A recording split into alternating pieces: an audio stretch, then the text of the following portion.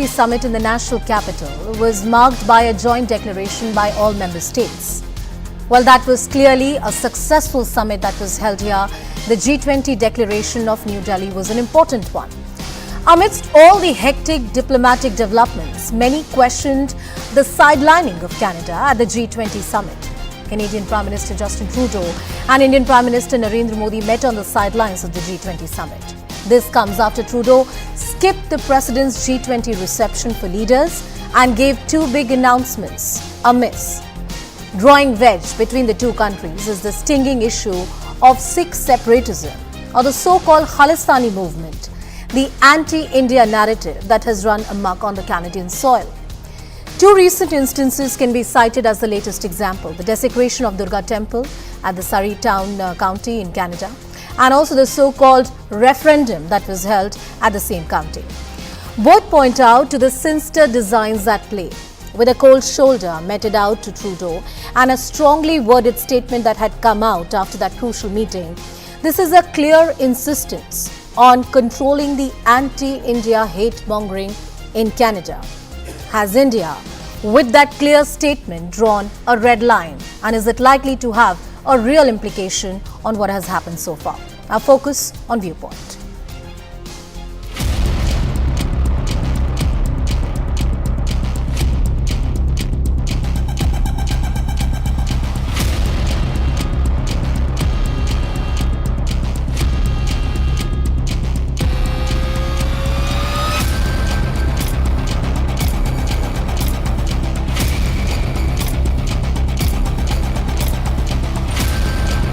Obviously, Canada will always defend freedom of expression, freedom of conscience, freedom of peaceful protest. That's something that's extremely important to us. At the same time as we're always there to prevent violence, to push back against hatred.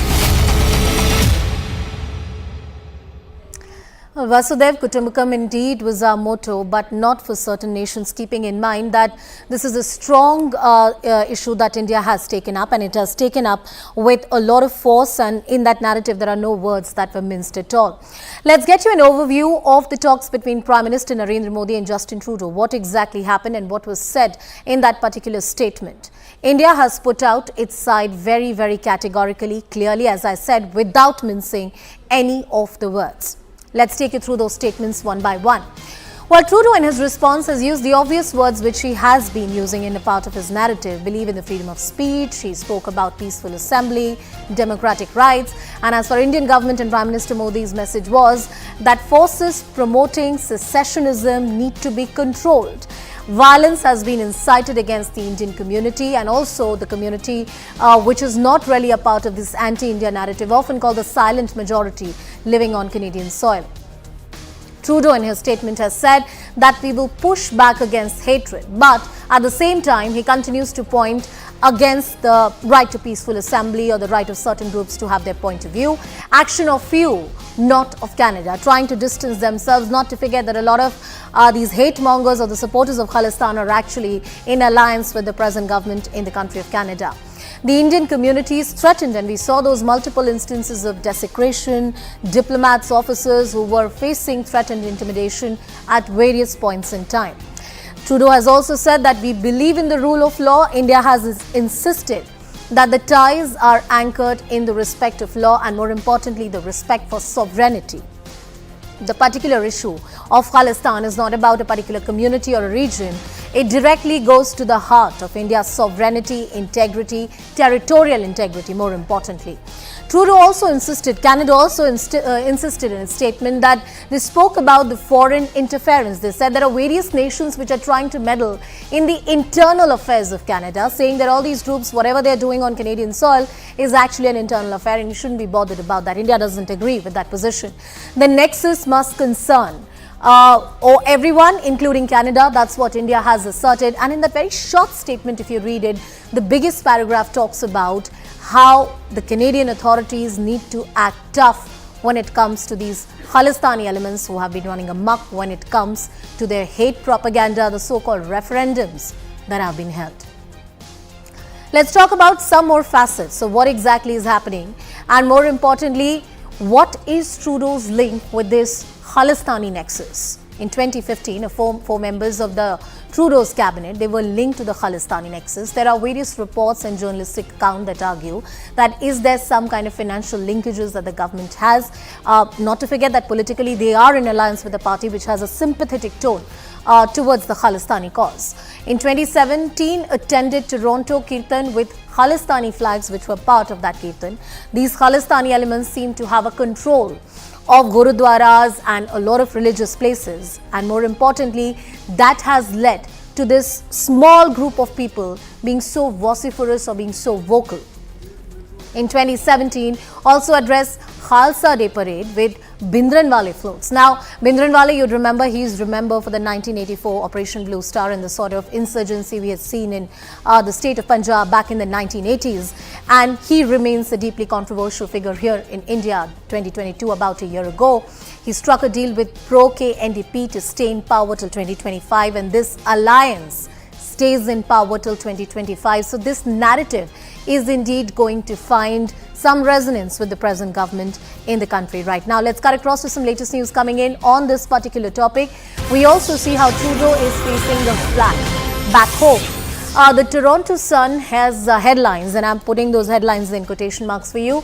Trudeau finds that he has few friends at the G20 summit in India. It's a sort of snub that he's got, and the snub is indeed noticed at home as well. The domestic press in Canada taking note of how this entire, at the summit, Trudeau Canada was really treated.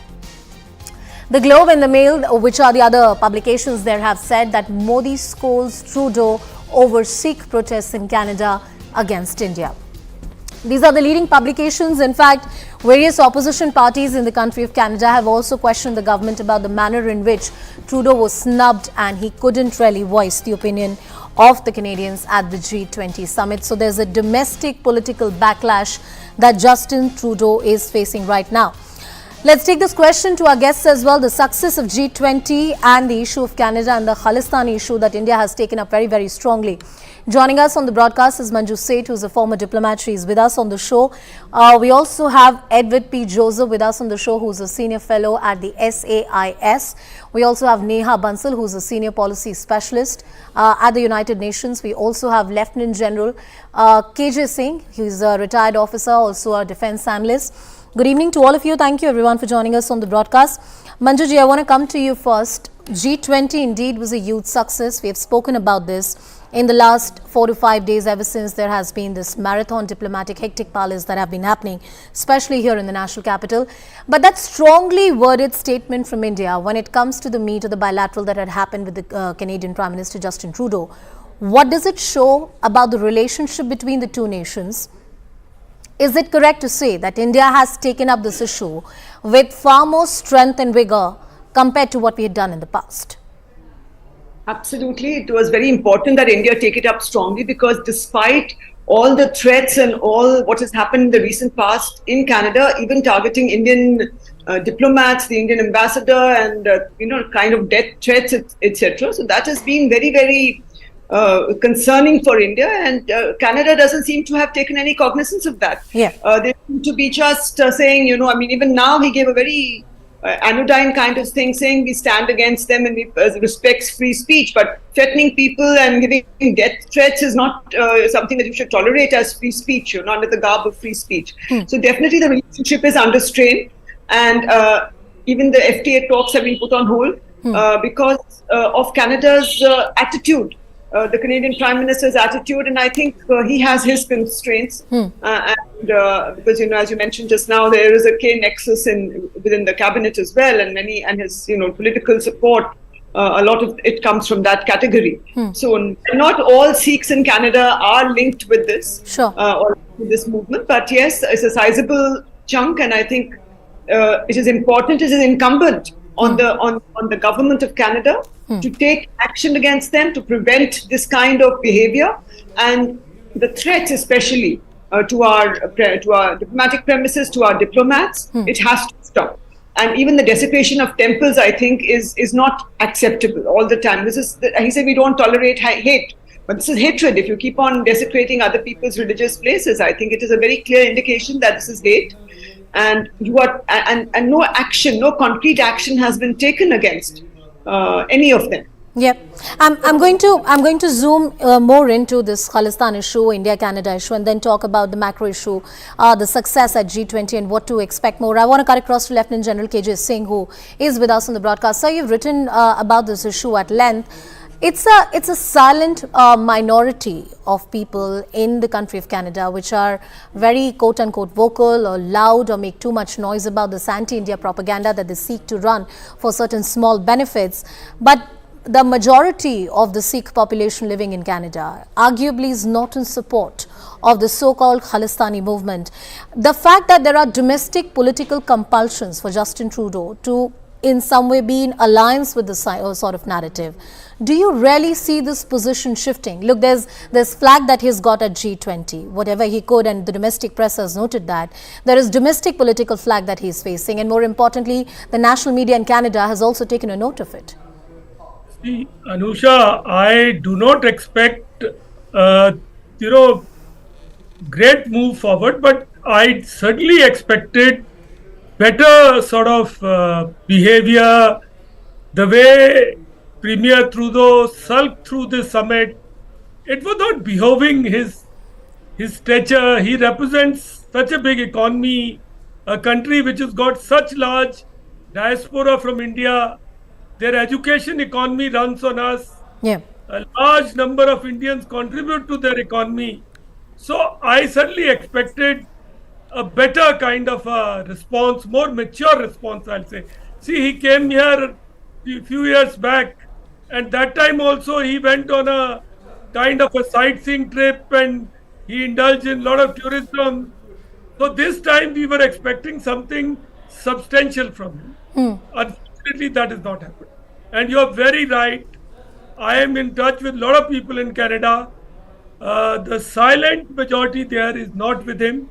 And I hope what PM Modi has done is registered by others over there, because after all, it's a democratic country and they have to face elections.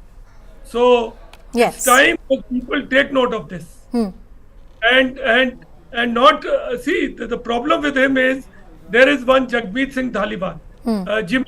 Jimmy is running the National Democratic Party. He is his coalition party. In his own cabinet, there are 3 or 4 people who have known linkages. And it is good that we have done it. Pull aside is a format where you call a person aside, a dignitary aside, and straight away get on to the topic. There is no beating around the bush. So we had to do it because, see, it has got what is happening in Canada resonates backward. Pujewala, who was killed, the people who killed him somewhere have linkages in Canada. Yes, and in fact, sir, combating terrorism is one thing that global peace and security is something that has been spoken of in that particular joint statement as well that has come out. I want to cut across to Edward P. Joseph as well, who's with us on the broadcast. Edward, when you look at the G20 summit, the key tangibles, the key deliverables, what has been achieved through this historic summit and the joint declaration, there is a talk of the corridor which starts from here in India right up to the heart of the Western Europe. It's being hailed as some sort of alternative which has been presented by this particular platform against the Belt and Road Initiative. Would it be correct to say that perhaps some players at G20 would not be very excited about it, or perhaps the fact that it has been agreed upon? There have been reports, say the Chinese media has reported that the Chinese are not very happy with it. 2 occasions on which Canada was not present when major announcements were being made. So that leads me to the questions that, do you sense an equal amount of enthusiasm vis-a-vis this particular project that has been announced? Of course not. No, of course not. And I think this corridor, it's a great question to ask because it's really the pivotal element of this G20, and it's the pivotal element of India's success in stage managing the G20, because this is really the pivot point is China. And this is where Prime Minister Modi has been able to be quite skillful by positioning himself as the corridor. Let's use that term really as the metaphor here, because he's positioned himself as the corridor between the United States along with the European Union and the rest of that G20 bloc that is more ambivalent and has different positions towards China. Yeah. And India, of course, itself has its own very serious concerns and differences with India, including some that potentially could come to direct and have brought direct clashes. Yeah. So what Modi has done here is he has skillfully positioned India as a leader in managing the question and the relationship of China, of the United States, European Union, with the rest of the G20 bloc. Right. And we see this as well in the bilateral emphasis here that President Biden, the emphasis that President Biden took on the direct meeting with Prime Minister Modi. This was quite significant. And of course, China doesn't like any of this because this is competition to Belt and Road Initiative. And it comes at a time of when China is facing severe economic concerns. Please. Neha, you've been patiently listening to this discussion, and that leads me to the question that Edward rightly said that, of course, all countries are not equally excited about this moot project that has been announced. How do you see the position of Canada vis-a-vis this particular project, the absence of Trudeau when this was being announced? How should that be really construed? So Anusha, I want to start with something that you said, the success of the G20. Sure. And we must remember that the G20 is a multilateral forum for economic cooperation. It isn't a forum for geopolitical competition. And therefore, I would separate, the whole issue that you're talking about with regard to Canada and Khalistan from the success of the G20. Absolutely. Yeah. And I think that is extremely crucial to maintain both the success of the G20 and really India's superb performance, and also to maintain what the G20 really stands for, which is really a platform, a geopolitical platform for cooperation. Yeah. Now, as you can see, it's already very difficult for us to keep our politics out of, when we sit around together. And therefore, I think I want to stress the really crucial role that India has played to keep its politics, its bilateral politics, whether with Canada or with China, outside of the room, and try and get that consensus. Now, that's the first point I want to make.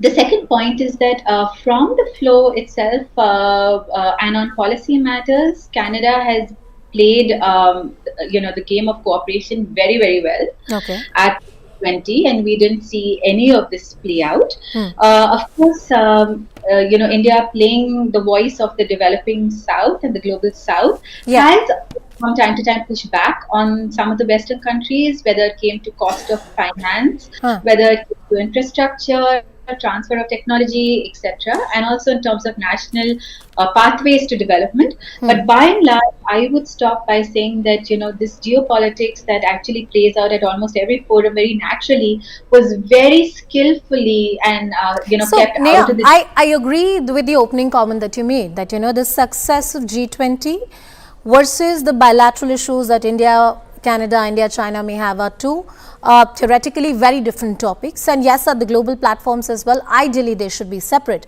I want to just read out one of the headline that I read. It was the headline of the Toronto Sun. It has been published. It says, Trudeau finds he has few friends at the G20 summit in India.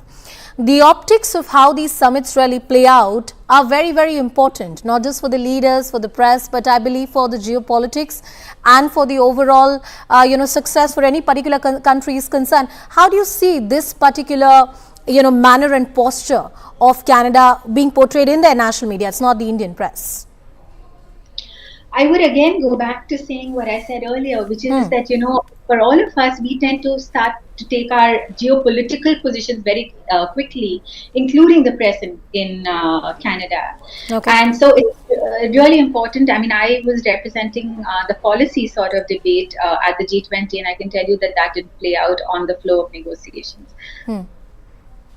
All right, I want to cut across back to Manju Seth, who continues to be with us on the broadcast. Manjuji, when it comes to this particular issue, and I want to go back to G20 and how it really played out, why do you think that the international press, including the Canadian press, is of the opinion that there was some kind of a snub that was meted out to Justin Trudeau when it comes to the G20 summit? And talking about the bilateral that happened, it is very clear in the two statements that have come out that the two countries have very strong position, and India has asserted that vis-a-vis this issue, the Khalistan issue, Canada needs to act. They need to get their act together and they need to act tough on these elements.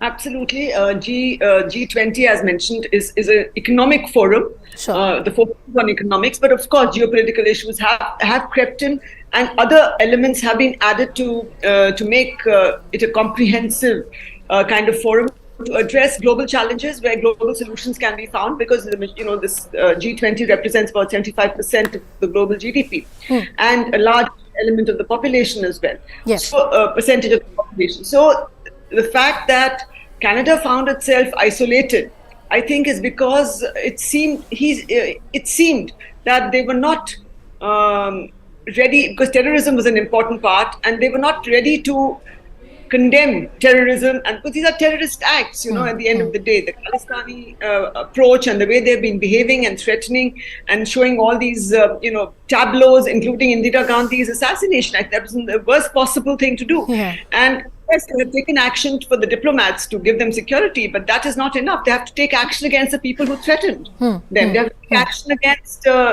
preventing any further I don't think it's just freedom of speech when you constantly target Indian community, other Indian community members and other community members of, not necessarily, all non-Sikh community members, and no action is taken. So they know they can do, in the name of free speech. Yeah. So and no proper bilateral meeting was held between India's Prime Minister Modi and Canadian Prime Minister. But there was a pull aside, and yes, the statements given out were quite different.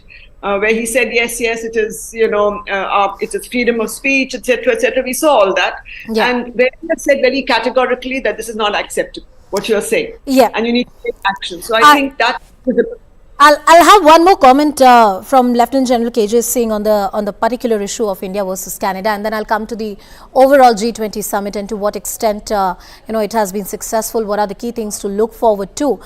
Lieutenant General Singh, when it comes to the Khalistan issue, is it correct to position it as a bilateral issue between India and Canada?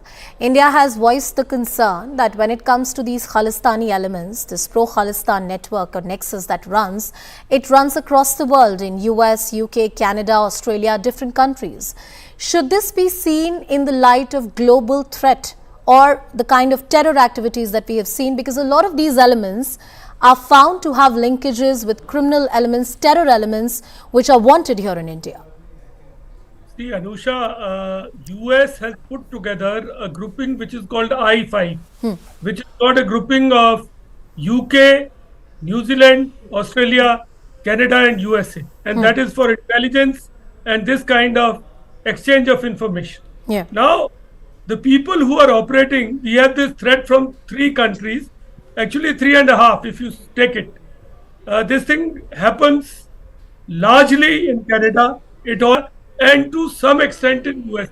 Yeah. Now, somewhere in this entire process of our flagging the issue, Australia seems to have come around and is willing to take action and is showing some activity also.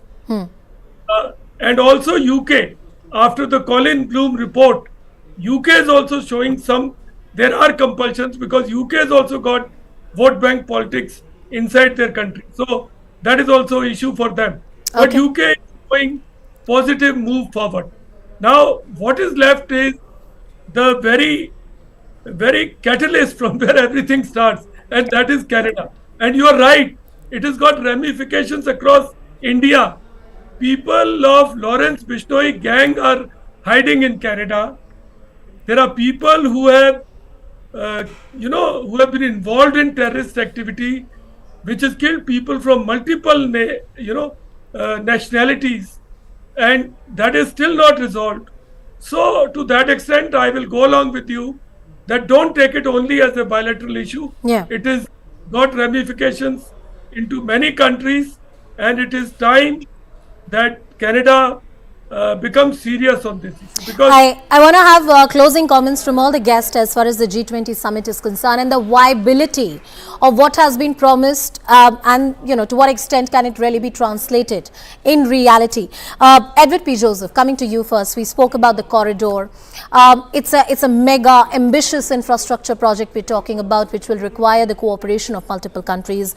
There are various other things that have been spoken of: financial inclusion, cryptocurrencies, MSME, private sector enterprises, biofuels, different areas of cooperation that have been identified. But to what extent do these promises actually translate into reality? The financial and the political viability of the promises made at the G20 summit.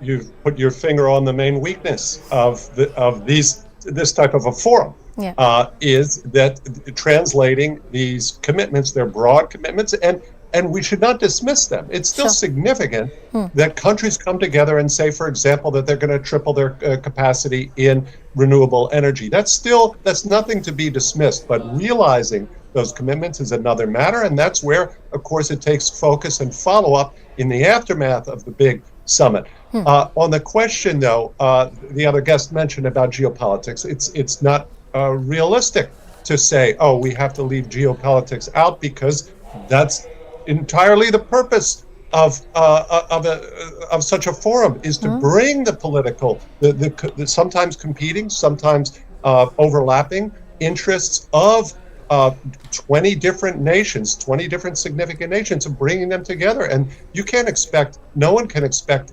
United States or China or Russia or anyone, or India for that matter, to say, oh, well, we leave our interests at the door and we're only going to talk about renewable energy and similar things that are urgent imperatives. Yeah. And that's where this summit was so significant, again, for India, because it was directed, it was in significant respects, the corridor that you raised is about China. The messaging on Ukraine, this was quite controversial here in the United States, because it's seen as watering down what is, and let's come to the point here, food security, one of the key issues for the global South.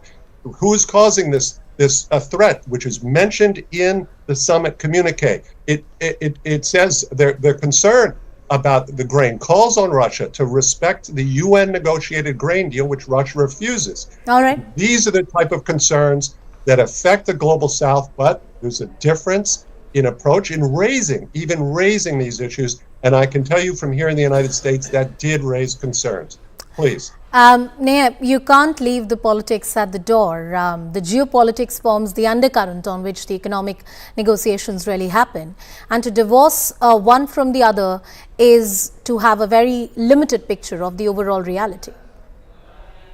So I would beg to differ, and I think that's what makes the G20 a premier platform, because here are, and I would agree to the extent that here are 20 countries plus trying to shape the global fabric based on their national positions and national interests. But there is a difference between that and geopolitics. And as I keep repeating, that is what makes the G20 so crucial and so required, frankly. Yeah. All right, I appreciate your comments and a different point of view that you're taking. I thank all our guests for joining us on the broadcast. But yes, the thumping success of the G20 summit and the clear assertion and a critical assertion by India when it comes to the Canadian authorities, that when it comes to the Khalistani elements, they need to be tackled. This is clearly the red line that the Indian authorities have drawn. We're slipping into a short break. On the other side, the Karnataka government is under fire after transport unions have called a bandh, blaming the ambitious Shakti scheme for reduction in income. Has the welfare push that was central to the Congress party's victory in the state of Karnataka now backfired? That debate after a quick break. Stay tuned.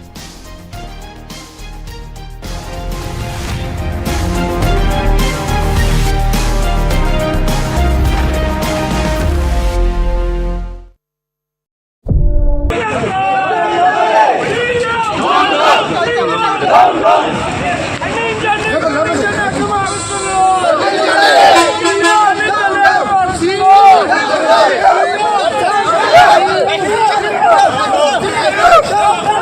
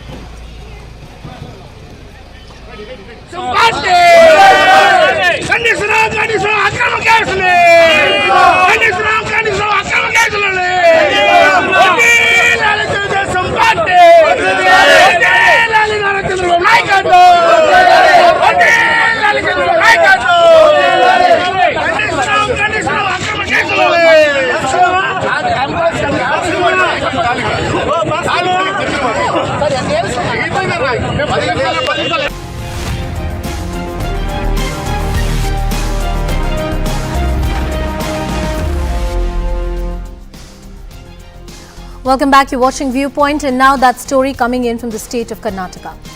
The private transport unions led a Bengaluru Bandh today, demanding compensation from the state government after claiming that the Shakti scheme for free travel for women in the state has led to a major dip in income for this particular sector, the private transport sector.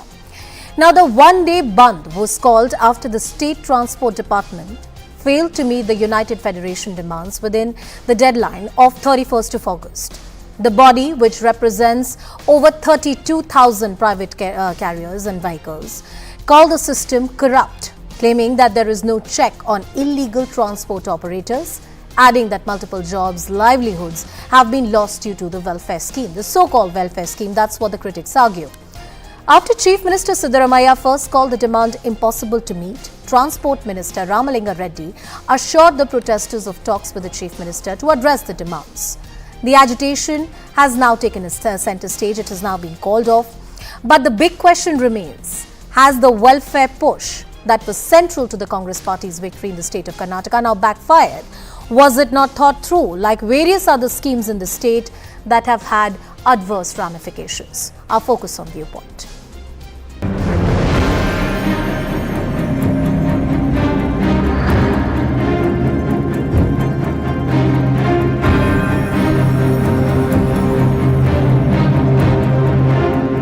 ಏನು ಕಾನೂನು ಬಾಹಿರವಾಗಿ ಓಡಿಸ್ತಾ ಇರತಕ್ಕಂಥ bike ಟ್ಯಾಕ್ಸಿಗಳಿಂದ ನಮಗೆ ತೊಂದರೆ ಆಗ್ತಾ ಇದೆ. ಇವನ್ನೆಲ್ಲ ಕ್ರಮ ಕೈಗೊಳ್ಳಲಿಕ್ಕೆ ಸರ್ಕಾರದ ಬಳಿ ಸಮಯ ಇಲ್ವಾ ಅಥವಾ ಈ MNC ಕಂಪನಿಗಳ ಏನಾದರೂ ವ್ಯವಹಾರ ಇದೆಯಾ ಅಂತ ನಾನು ಕೇಳಿದೆ.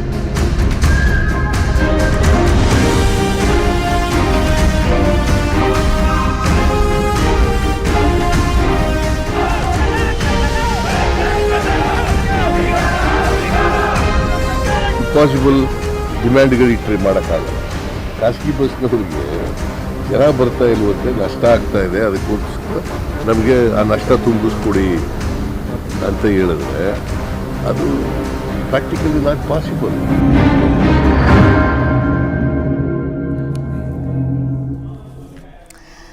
Let's take this question to our guests as well who are joining us on the broadcast. Mr. Bhaskar Rao, who's a spokesperson of the BJP from the state of Karnataka. Lavanya Balal, who's a spokesperson of the Congress party. R.K. Upadhyay, who's a senior journalist, joining us on the broadcast. Good evening to all of you. Thank you so much for speaking with us. Lavanya, why don't you open the debate for us? The scheme, was it really thought through, or was it just like a freebie that was promised to the people? The private operators are claiming that this has led to severe losses and the scheme was not thought through. It has affected the industry, adversely affected the industry at large. Lavanya. Good evening, Anusha. I belong to a family in coastal Karnataka, which is one of the biggest private bus owning family. We are the pioneers. We have a private bus owning company for the last 50 years. And I'll give you both the inputs of private and the government scheme. The government scheme was designed to empower women, and it is empowering women. There have been talks about how the private bus owners have been affected because of this. Yes, certainly there is a certain amount of impact on the private bus owners when it comes to women commuting in the buses. But competition is always the way forward. The autos in the state, especially in Bengaluru, is always a last mile reach kind of connect. And the people who travel in autos, especially in Bengaluru, are different, and the people who travel in buses are different. And if we talk about aggregators, the cab aggregators, Transportation Minister Mr. Ramalinga Reddy a couple of days ago had suggested that the government will come up with a taxi aggregator wherein no commission will be charged to the taxi drivers or the auto drivers, unlike the private taxi aggregators who take out of the earnings. So this is one of the plans. And yes, the Shakti launch scheme will not be taken back. They have other demands like housing, which will be taken into consideration. That was one of the points that was discussed today. Lavanya, there's a larger point which I'm trying to get at. I mean, when this Shakti scheme started, and who would oppose in their right minds if women get free public transport? I mean, mobility of women is something that everybody wants in this country to increase, and with much more ease like we have had in the past compared to what we have had in the past. So in principle, I don't think anybody is opposed to the idea. It's about how it has been implemented. When the scheme started, we saw the public buses, they were completely packed. It was very difficult for everyday commuters to get into those buses, and the government said, look, we'll have to increase the number of buses because the commuters have increased. Now there are private players who are coming forward and saying you've planned it in a way that the concerns of the private players have not been taken into account. It points out to a patchy implementation of a utopian idea. That's what it looks like. Anusha, when you are planning a welfare scheme for a state, you look at it from the government point of view. You do not look at it from a capitalist business house point of view. I was there in the meeting that happened a few days ago. I happened to overhear the meeting between the Private Bus Association presidents, which also happens to be one of my uncles. And they were of the demand that the Shakti scheme should also be given to private buses. It is, I think, unfair demand because a welfare scheme is meant for the people, not for business houses, correct? That was one particular demand I saw from the bus owners association side. But I'm not talking about the bus owners. Here we're talking about taxi aggregators as well. So this is one thing. Life tax exemption is what was called, and that is something our transportation minister said that will have to be thought through. And you mentioned those points. Let me bring in BJP also. Mr. Bhaskar Rao also into the discussion. Mr. Rao, the Congress party argues that, well, look, these are intermediary issues which are coming while we are implementing these schemes. There are various demands that these private players have made before the government, and we will listen to some of these demands very intently, but there is no question of going back on the scheme per se. The Congress party has gone into a complete fiscal tailspin and has lost control over the finances of the state. In its ambition to bribe the voters to vote for them, now they are in a very peculiar situation. Like there is a saying in Kannada, one kannage benne inandu kannage sunna, butter on one eyes and the chuna on the other eyes. So there are a huge number of private operators. When you started Shakti scheme, did you not factor that a huge number of private operators will be affected? These are tax-paying people, hard-earned tax-paying. I was a former transport commissioner, so I know their rules and difficulties very well. These people pay a lot of taxes, private bus operators, auto rickshaw owners, private taxi and cab bearers over there. It is fine. Everybody loves to have a free gift. Women have enjoyed well as regards free transportation is concerned. This entire scheme has opened a huge fiscal Pandora's box, and the government has lost complete control over its finances. Honorable Minister Ramalinga Reddy says that these demands can't be met from the private sector. In fact, these people are too weak to organize themselves. So that is the strong point of the government, that let us see how long they can protest. But nevertheless, you can't drive people into the corner and make them suffer. Well, Mr. Rao, there are also murmurs. There are also murmurs, and I believe some people in the government have also spoken about it, that these protests are motivated, or perhaps there is an ulterior motives as to how these protests have been organized. These are all hungry people who have lost their income. Yeah. Why it may be a good scheme for women. Fine, excellent.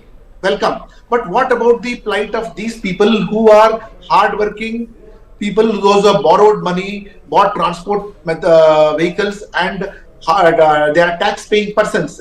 Have you factored them while making this scheme over there? Today they are driven into the corner after 3 months of your scheme. Private buses are running empty. So while on one side you may have done some good work for women to travel around, fine. But what about the plight? The state government's finances are also in very bad condition. In fact, they are not been able to construct 1 kilometer of a road anywhere, not even well, sir, the government is on record to say, the state government of Karnataka is on record to say that a lot of development schemes are going to be affected because they have to work on the schemes that were promised. So I don't think, I don't think that's a... No, I'm not saying it's a great scenario to have. I believe that any government should be prudent enough that you can have some kind of balance between development and the promises that you've made. I don't think development work should be stalled for any kind of freebies. Anusha, Motivated by whom, madam? See, these people who run auto rickshaws, poor people, taxi drivers, Yes. private bus drivers, and they are giving a lot of taxes. No, sir, I take that point. That's a fair point to make. Lavanya, where will they give taxes? it's great that this scheme, as I said in the beginning of the show, before I go to Mr. R.K. Upadhyay, quick response from you, then I want to bring in Mr. Upadhyay as well. Yeah, But the key question here is that you cannot overlook one class of underprivileged people to give benefit to another ones, right? You have to balance the weighing concerns or the competing interests of both the sections of society. Lavanya, It please is go not ahead. inclusive development. Yes. Lavanya, please go ahead. Yeah, Anusha, what you're saying is perfectly right. Everything has to be balanced. Let me just give you a quick transportation history of Karnataka in the last few years. In Siddaramaiah government, we purchased new buses for KSRTC. We also hired 2,000 new drivers during that time. During the BJP governance, Sri Ramulu, who was the then transportation minister, pledged our Shanti Nagar TMC for 160 crores because they couldn't meet the financial demands of this organization. So they have pledged this organization, BMTC's 1 TMC for 160 crores. They are talking about compensation, correct? The compensation that was announced for the taxi drivers and the auto drivers. Let Lavanya finish her argument. Let Lavanya finish her argument. Then I'll go to Mr. Upadhyay. Lavanya, 30 seconds. 30 It seconds. did not reach the taxi drivers or the auto drivers. It did not reach anybody. That is a fact. All right, Mr. Upadhyay, coming to you, the scheme of the government, is it ill thought of, or these are only impediments which are lying in the way and perhaps solutions need to be designed for these problems, these hiccups that one is experiencing? Anusha, the Deputy Chief Minister is on record saying that we will not have any money for 1 year for any development works. Yes. He's on record. Yes. Okay, that's point number one. Number two, this Shakti scheme has been so badly designed, and they've totally taken out of the private sector. How can they just leave lakhs of people without income? Now, there is no livelihood available now, Anusha. This, on the one hand, you have drained the transport sector, their income is gone. And on the other, the private sector, which lakhs of families depend on, the private buses, the taxis, the autos, they don't have any income now. I was talking to an auto driver the other day, and he's saying that where he was earning 2,000, 3,000 per day, now he takes home 300 rupees a day. How is he going to run his family? I mean, these things they should have thought about, and Siddaramaiah says there's nothing I can do about it. I mean, how can you deprive livelihood to a section of people to just help some people to go have a free ride? And free ride, I mean, why free ride to everybody? I could understand if they're given it to karmacharis, the workers, the working class, the garment workers, and who need to travel, and I mean. But Mr. Upadhyay, I'm tempted to ask you this question, Mr. Upadhyay. I don't disagree with the concerns that you've raised, and of course these are people who are earning their livelihood, and they need to be able to earn their livelihood in the rightful manner. In fact, it's a fundamental right in this country. But that being said, free rides given to women is not unknown under the state welfare schemes. Such schemes exist, say, in the National Capital Territory. It exists in Delhi. It exists in other different parts of the country as well, in different states. But this peculiar aspect of private transporters being adversely affected is a situation that we are witnessing, particularly in the urban center, in the city of Bengaluru. Is it something about the transport system that makes it more amenable to this problem? What is it that makes this particular scheme, which has been implemented in other parts of the country, an outlier in the way it's being implemented right now? You ask me? Yes, Mr. Upadhyay.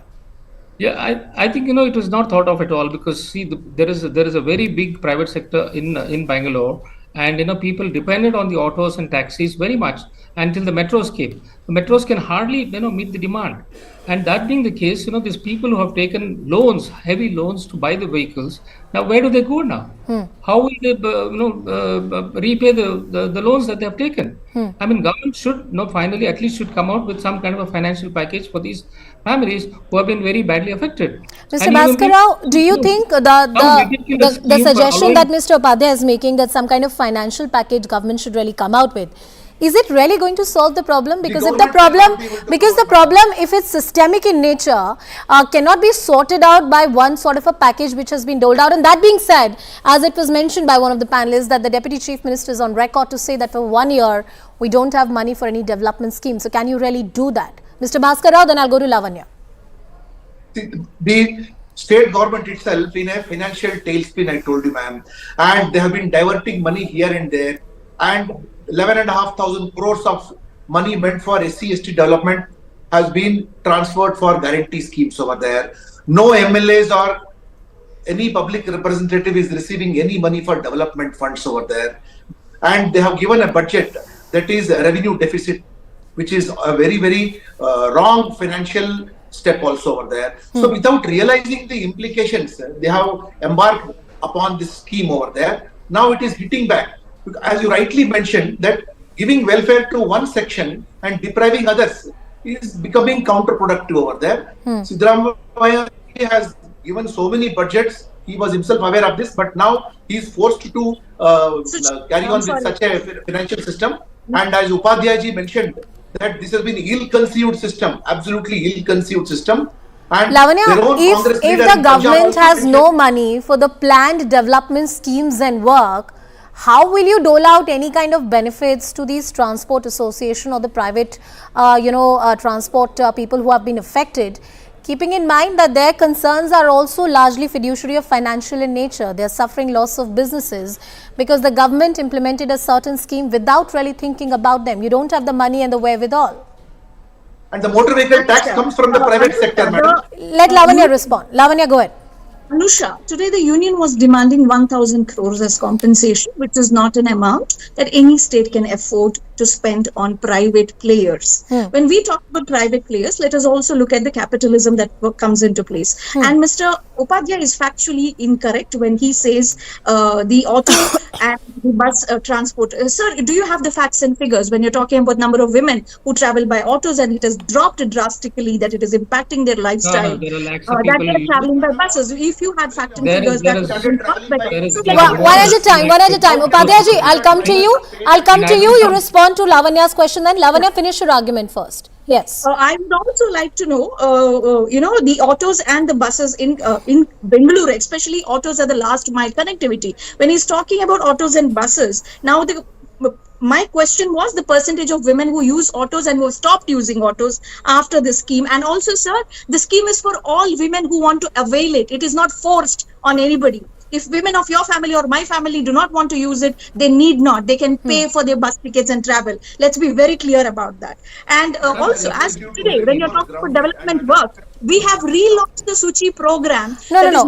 Lavanya, I asked you a very pointed question. Look, there is a problem. Lavanya, can we come back to the moot issue? The government implemented a scheme. I'm not doubting the intention of the scheme. I'm questioning the manner in which it has been implemented. Now there are, ma'am, please listen to my question, then respond. And if there are impediments that have come in the implementation of a scheme, a certain section has been overlooked, as they claim, they want some solutions. Does the government have solutions? Because the solution largely lies in money, and the government says it has no money. Yeah, there were 3 demands put forth today by the union, and 2 of the demands will be met, and one of the demands is what we are unable to fulfill, is what the transportation minister has said. Couple of issues, the other issues are in High Court and Supreme Court. And Mr. Bhaskar Rao was also talking about how we are depriving people. Sir, I'm appalled at your attitude and the senior journalist attitude that you think empowering women is, of course, we are creating a divide in the society. You should be ashamed of Lavanya, you haven't. No. One second. It's a good thing you've empowered women, but do something for the others also.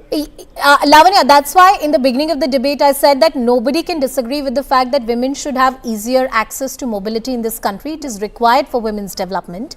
Nobody disagrees with that proposition mooted by any government, whether it's the Congress or the BJP. The question always is, how have you really implemented the scheme? But I have to go to the other panelists as well. There were a few questions that were asked from Mr. Upadhyay. Mr. Upadhyay, do you really have facts and figures to back the data as to how many women have been using it? What is the real loss that has incurred on the private players?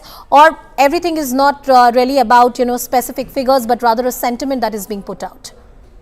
No, the fact of the matter is that, yes, a lot of women are using the buses. But for what purpose? I mean, is it required for them to go on pilgrimages? Is that the purpose of developing this scheme? You allow them to go One at a time. Lavanya, let him finish his argument. And the Congress Yes, Mr. spokesman Badhya. says that empowerment of women. Is it the way to empower women? I mean, it's a ridiculous argument that, you just because you give them free ride, they'll be very happy. And I think, the finances of the state, why don't you look at the finances of the state? Can you afford this kind of a thing your finance department has very clearly said we can't run these schemes for more than 2 months, 3 months. And now we have started Bhagya Jyoti, which is going to cost about 32,000 crores. Where are you going to get this kind of a money? And you're ready to talk about Vidyanidhi, which is for the unemployed graduate. And I don't think it will see the No, but Mr. Badhya, I had asked you the questions about facts and figures. Anusha, What is the basis on which all these assertions are being made? Elections. All this is being done for the Lok Sabha elections. I'll tell you, once the Lok Sabha elections over, all this will just fall flat. They're not going to implement them. Well, sir, they argue that everything is done for elections in this country. Mr. Bhaskar Rao, your arguments, please go ahead. Madam, earlier when people had to contest elections, they would to spend their own money or get money from their friends, relatives or businessmen. Now the Congress government has opened a new method of using the state's finance to fund their own elections over there. They are using taxpayers' money to fight elections. This is taking it to the new low level of not being able to handle the finance and taking the state to the brink of disaster. As Mr. Upadhyay is mentioning, political allegation to make. I mean, all political parties in this country can be accused of indulging into that practice. But is there really evidence to say that one particular political party is doing it? Not able to give the subsidies to BMTC, KSRTC, even in a normal time. From where will they be able to give this kind of money to them to make it sustainable over there? Right, how are Women you empowerment, we don't question. It's a very everybody loves the free gift. That's settled. I have last 2 minutes on the show. Lavanya, a lot of important subsidies that the government was supposed to give. I reiterate that the Deputy Chief Minister is on record to say that for the next 1 year, we do not have the money to work for the development projects. Even if you want to solve this problem of the private transporters, how will the government do it? I assert and insist on the word how. How are you going to do it? First of all, the compensation asked by the private bus owners will not be fulfilled because it is impossible to fulfill and it is an unreasonable demand. And also, Mr. Bhaskar Rao was talking about taxpayers' money being used for elections. Sir, this is a serious accusation. You should educate us about how it was used. Also, did you use your own money or the party's money, sir, for your own election? Now, when we are talking about BMTC and the compensation, Mr. Bhaskar Rao conveniently forgets 160 crore debt that the BMTC is in is because of the BJP Minister Sri Ramulu, who thought it was good to pledge the BMTC a public service because they could not manage the BMTC. Now, when Lavanya, will you answer the question how that I asked? Last 30 seconds. Last 30 seconds. Yes, going to meet this demand. All right. Let her answer. We don't have time. Lavanya, 30 seconds. 30 seconds. Women going on pilgrimage is something that you are saying is bad, sir. Shame on you. Lavanya, you haven't answered my question that I asked you in the beginning, and I insisted upon that how you said that the compensation is not possible, but you haven't told us how that issue is really going to be sorted out. That's all the time that I have. Mr. Bhaskar Rao, Lavanya Balal and Mr. R.K. Upadhyay, thank you so much for joining us. Well, the hartal for today is over, but there's no guarantee that this problem will not crop up yet again.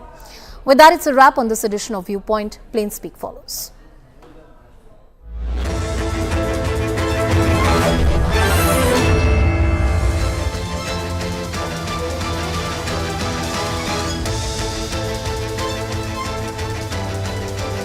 Welcome everyone. Thanks a lot for staying with us. You're watching Plain Speak with me, Shivani Gupta. Under India's presidency, the G20 New Delhi summit was a huge success. After months of walking a tightrope to reconcile opposing viewpoints, especially on the Russia-Ukraine war, India achieved a huge diplomatic victory by winning the support of all world leaders for the adoption of the Delhi Declaration. Asserting that today's era must not be one of war, the G20 countries called on all states to uphold the principles of international law, including territorial integrity and sovereignty, and pitched for initiatives for comprehensive, just and durable peace in Ukraine.